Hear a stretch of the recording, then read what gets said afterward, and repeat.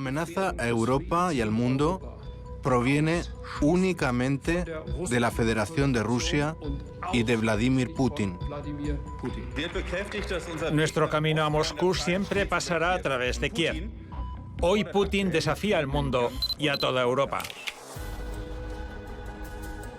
Curiosamente, casi ninguno de los principales medios de comunicación alemanes ha cuestionado la política antirrusa de Berlín. Tienen la sensación de que los medios de comunicación a menudo mienten y manipulan sus mentes. Es una pregunta del conocido periodista Udo Ulfkotte. Trabajó durante 17 años para uno de los periódicos más importantes de Alemania, el Frankfurter Allgemeine Zeitung. Ulfkotte escribió un libro condenatorio, Periodistas de alquiler, en el que describe los mecanismos utilizados por Estados Unidos para controlar los medios de comunicación más influyentes. Por una extraña coincidencia, Udo Ulfkotte falleció de un ataque al corazón menos de 3 años después de la publicación del libro. Llevo 25 años trabajando como periodista. Me enseñaron a mentir, traicionar y a no decirle la verdad a la sociedad. Pero últimamente veo cómo los medios de comunicación estadounidenses y alemanes tratan de sumir en la guerra a los pueblos de Europa y Rusia. Ese es un punto de no retorno. Me vi obligado a hacer una declaración reconociendo que lo que había hecho en el pasado no estaba bien. Manipular a la gente y hacer propaganda contra Rusia. Y que lo que hacían y hacen mis colegas de profesión no es lo correcto.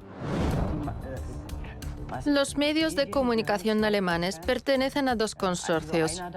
Uno de ellos, por ejemplo, es Bertelsmann. Y, por supuesto, representan intereses concretos. De ahí que tengan una visión sesgada. Pero ahora todo ha empeorado, sobre todo por lo referido a la prohibición de los medios de comunicación rusos. ¿Para qué? Para evitar que la gente pueda formarse una opinión propia, para que su pensamiento vaya en una sola dirección. Ahora las leyes están formuladas de tal manera que con su ayuda se nos puede condenar. Se contemplan 3 años de cárcel. Existe el ejemplo de una jubilada que puso en la ventana un cartel que decía «Gracias Putin», «Gracias Rusia», y fue condenada. El 80% de los que comparten esta opinión ya han abandonado Alemania. Quedan muy pocos de los nuestros, quizás unos 3.000. Según datos oficiales, 270.000 alemanes abandonaron su país en el 2020, cuando en el 2015 fueron solo 140.000. Se van los más jóvenes y capacitados. En su lugar, millones de refugiados de Oriente Medio y África los sustituyen. La situación se agrava por el hecho de que en Alemania la tasa de mortalidad supera a la de natalidad en un 50%. Una de las personas que tuvo que abandonar Alemania es el periodista independiente Ken Jebsen, y tiene su propia versión de los hechos. Tomé la decisión de dejar el periodismo y no aparecer más en público porque se estaba volviendo cada vez más peligroso para mí.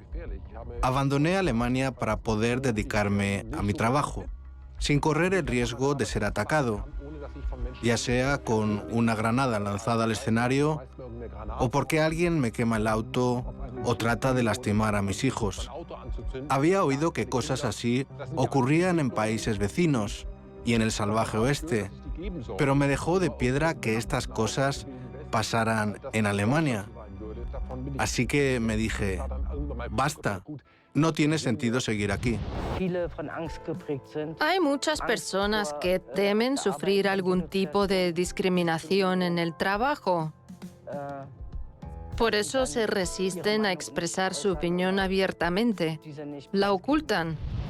Cualquiera que tenga una opinión distinta sobre política energética, climática, de género o acerca de Rusia y Estados Unidos, automáticamente es declarado nuestro enemigo. Es una tendencia en Alemania que vengo observando desde hace 10 años. En el 2014, el periodista Udo Ulfkotte ya explicaba por qué creía que todos los medios de comunicación alemanes siempre adoptaban la misma postura en cuestiones fundamentales. Vivimos en una república bananera, no en un país democrático con libertad de expresión y respeto por los derechos humanos. Miren los medios de comunicación alemanes y sobre todo a mis colegas. Todos los días escriben artículos contra los rusos, pero es que son miembros de varias organizaciones transatlánticas y reciben el apoyo de Estados Unidos, que luego les dicta lo que tienen que escribir. Son personas como yo. A mí, por ejemplo, me nombraron huésped honorario del estado de Oklahoma, en Estados Unidos. ¿Por qué? Porque antes escribía materiales proestadounidenses. Tenía el apoyo de la CIA. ¿Por qué? Porque era un periodista proestadounidense. A todos nos enseñaron a escribir artículos proeuropeos y proestadounidenses, pero nunca prorrusos. Salgo a la calle aunque haya quien diga que mi postura es prorrusa. No estoy a favor de los rusos, estoy a favor de la paz. Creo que entre el 25 y el 30% de la gente sabe que nos llevan por el camino equivocado. Los demás no entienden gran cosa, pero dicen, lo que se publica en los medios es un increíble lavado de cerebro. Compran a los periodistas para que engañen a la gente, no solo en Alemania, sino en toda Europa. La razón por la que decidí escribir mi libro es que temo que empiece una nueva guerra en Europa. No quiero que se repita. Las guerras nunca empiezan solas. Siempre hay quien las provoca. Y no son solo políticos, sino también periodistas. En mi libro describo cómo traicionamos a nuestros lectores alentándolos a la guerra. Y yo no quiero eso. Estoy harto de propaganda. Es obvio que Estados Unidos quiere confrontación. ¿Pero dónde ocurrirá? Ocurrirá en Alemania, en Europa. Las bases estadounidenses en Alemania, ya sea Buchel o Ramstein, serán atacadas. Estuve en Crimea y vi cementerios de soldados, tanto soviéticos como alemanes, que se extendían hasta el horizonte, y casi nadie mayor de 25 años. Es terrible. ¿Queremos que se repita? He venido aquí con la convicción de que con el valor y la solidaridad necesarias, Putin fracasará y Ucrania y Europa prevalecerán. Este es un momento de firmeza, no de apaciguamiento. Por haberse atrevido a expresar una posición independiente sobre cuestiones sensibles, Ken se convirtió en víctima de un verdadero acoso. Primero lo acusaron de negar el Holocausto. Luego fue despedido de la revista donde trabajaba. Unos años después de abrir su canal en YouTube, la plataforma lo bloqueó para siempre, aunque sus vídeos acumulaban millones de visitas.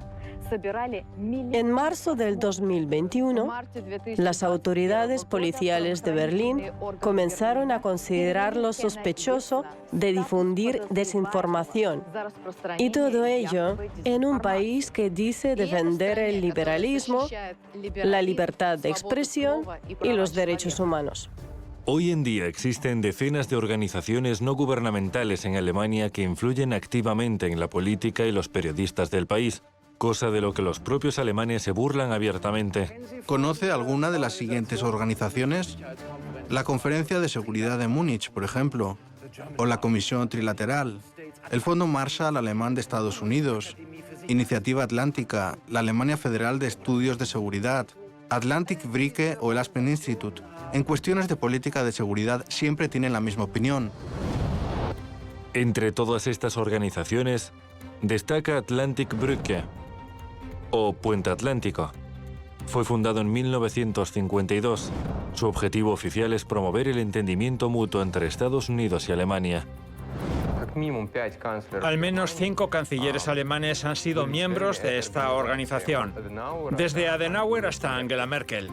A ella también pertenecen cientos y cientos de ministros y políticos importantes de Alemania, así como un gran número de jefes de varias grandes empresas industriales. Todos los redactores de las principales editoriales alemanas están conectados de alguna manera con Atlantic Brücke. Por ejemplo, el antiguo redactor jefe de Bild también estuvo en la junta directiva de la organización. Y muchos otros, no solo él, también el Der Spiegel. Además, muchas de las principales editoriales alemanas pertenecen al grupo editorial Axel Springer y son a su vez propiedad de empresas multinacionales estadounidenses. Por lo tanto, todo lo publicado por Bild, Der Spiegel, Stern y otros medios alemanes importantes refleja la esencia de la relación transatlántica que se desarrolló entre Alemania Occidental y Estados Unidos después de 1945. Stefan Cornelius, jefe de la redacción internacional de Süddeutsche. Joseph Joffe, editor de Die Zeit. Gunther Nonnenmacher y Klaus-Dieter Frankenberger, del Frankfurter Allgemeine Zeitung. Todo espíritus libres. No veo conexión entre ellos. Tengo algo para ti.